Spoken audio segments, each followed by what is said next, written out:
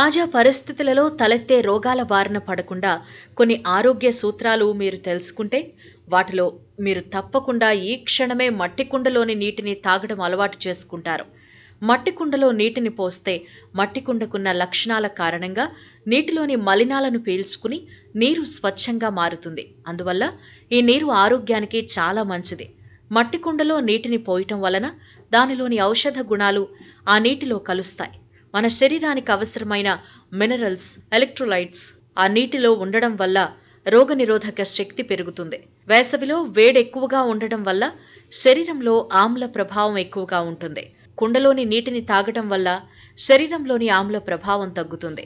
మట్టి కుండలోని నీటిని తాగడం వల్ల మెటబాలిజం రేటు మెరుగుపడి జీవక్రియలు సక్రమంగా జరిగి మలబద్ధకం, అజీర్ణం, గ్యాస్ వంటి సమస్యలు తగ్గిపోతాయి. వడదెబ్బ తగిలిన వారికి మట్టి కుండలోని నీటిని ఇస్తే త్వరగా కోలుకుంటారు. అలాగే ఎండలో నుంచి వచ్చిన వారు కుండలోని నీటితో ముఖాన్ని కడిగితే అలసట, ఎండ ప్రభావం తగ్గుతాయి.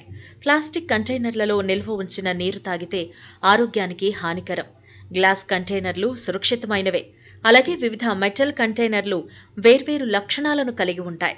అయితే మట్టి కుండలోని నీటిని తాగటం వల్ల చాలా ప్రయోజనాలున్నాయి. మట్టి కుండలు న్యాచురల్ వాటర్ ప్యూరిఫైయర్స్. నీటిలో ఏవైనా హానికరమైన లోహాలు లేదా రసాయనాలు ఉంటే అవి మట్టి కుండలో కలిసిపోతాయి. ఫలితంగా నీరు స్వచ్ఛంగా మారుతుంది. ఇతర పదార్థాలతో తయారు చేసిన కంటైనర్లలో ఈ నాణ్యత కనిపించదు. లోహపు పాత్రల వినియోగం వచ్చాక మట్టి కుండల వినియోగం చాలా వరకు తగ్గినా ఈ కుండల తయారీ సంపూర్ణంగా అంతరించిపోలేదనే చెప్పాలి. అయితే తమ కుటుంబం రోజు మొత్తం శ్రమించిన 20 కుండలకు మించి తయారు కావని, దీనికి తోడు మట్టి సేకరించటం చాలా ఇబ్బందిగా మారిందని, ఎంతో కష్టపడి తయారు చేసినా కాల్చేటప్పుడు కొన్ని పగిలిపోతుంటాయని తయారీదారులు అంటున్నారు. కుండలు తయారు చేసే వారితో పాటు విక్రయించేవారు దాదాపు 1,00,000 మంది వరకు హైదరాబాద్లో ఉన్నారు. సిటీకి చెందిన వారితో పాటు ఇతర జిల్లాల నుంచి వచ్చి చాలా మంది ఇక్కడ బిజినెస్ చేస్తున్నారు. డిమాండ్ను బట్టి వెరైటీలు అందుబాటులో ఉంచుతున్నారు. 3 ఏళ్లుగా మార్కెట్లోకి మట్టి వస్తువులు పెద్దగా రాలేదు. గతంలో కంటే మట్టి కుండల రేట్లు పెరిగాయి.